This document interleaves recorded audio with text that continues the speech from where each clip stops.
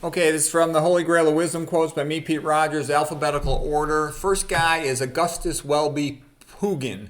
He was part of the Catholic revival in the 1800s in England. And the 1800s is like the great renaissance of Europe, of Western civilization. It is the best century ever for painting, better than the Italian Renaissance. It was a time when freedom was high and free speech was high. There was sort of competition between the great countries of Europe to produce magnificent art, magnificent literature, and Pugin wanted to have England return to being Catholic. And he designed cathedrals, and it was at the time of the Tractarian movement as well with Cardinal, Henry Newman. Okay, so anyways, what to know about Pugin is, he began drawing when he was young, and he just thought the Catholic cathedrals were so magnificent compared to the lousy Protestant churches. His father was an artist and an architecture. He would tag along as a kid learning architecture from his father. And he felt that the Catholic architecture was just much more emotional and beautiful and romantic and religious. So here's some quotes by him. Gothic forever. Gothic is the only appropriate style for the building of a Catholic church. Everything glorious about English churches is Catholic. Everything debased and hideous is Protestant.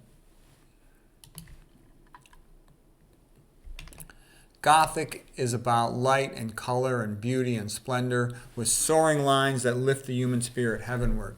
The heaven-pointing spire is beautiful and an instructive emblem of Christ's brightest hopes. Yeah, basically, the Catholic Church built Western civilization, and pretty much the best of almost everything in the world comes from the Catholic Church. I don't just say that based on an emotional thing. Yeah, I'm Catholic, but it's true. The Catholic Church produced the Gothic Cathedral. It was the best buildings, the best architecture on the history of the planet. Just look at a bunch of them. The most beautiful outsides are in France. The most beautiful insides of cathedrals are in Italy. Catholic Church produced the best literature. Don't get me wrong, it's not just the Catholic Church. Christianity in general produced the best literature. There's a lot of great Christian authors that are not Catholic. It produced the best painting, certainly. And then later on in the 1800s, you started seeing the Protestants do some good painting as well. Anyways, okay, that's it for Pugin. Next one is Chesty Puller. He lived from 1898 to 1971. He's a United States Marine, became a general. He's a very heroic Scots-Irish general. The Scots-Irish are the best soldiers from any population anywhere in the world. He did one heroic thing after that. He won 5 Navy Cross medals. He's one of the most decorated Marines ever in the history.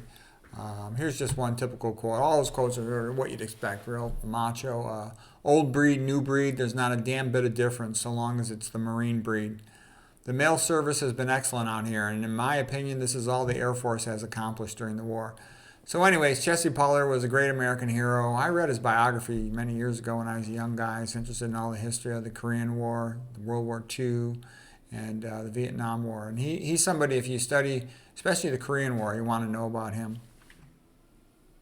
Very heroic. The Scots-Irish military history is fantastic. If you want to learn about the Scots-Irish military history, the best book is Jack Webb's book called Born Fighting. It's really pretty inspiring. Okay, we got one more person for this session here today. Alexander Pushkin, the Russian. He lived from 1799 to 1837. And he was a brilliant poet. Vladimir Nabokov said, to be Russian means to love Pushkin. Okay, he was very sort of brave and funny. One time he had to be interviewed by the Tsar, and the Tsar was asked him, what does he think of the Tsar's role? And he made fun of it, in front of the Tsar, which is a pretty brave thing to do. He did like to drink and to gamble, kind of like a bit of a wild man like Dostoevsky. He was a dashing aristocrat, romantic, the Russian equivalent in his own way, like the Byron and Shelley from England, or Goethe from Germany. That time of romanticism was like the transition from the 1700s to the 1800s. He got himself in a little bit of trouble, though. He married a very beautiful woman in Russia, and another man tried to seduce her away. Pushkin fought a duel with him, and he was killed in the duel. That's why he died so young, at 38 years of age. Pretty stupid way to die. Here's just a couple quotes by Pushkin. With women, the less we love them, the easier it is to charm them. Better the illusions that exalt us than 10,000 truths. As long as there is one heart on earth where I still live, my memory will not die. Okay, well, that's it for today. I hope you found that helpful.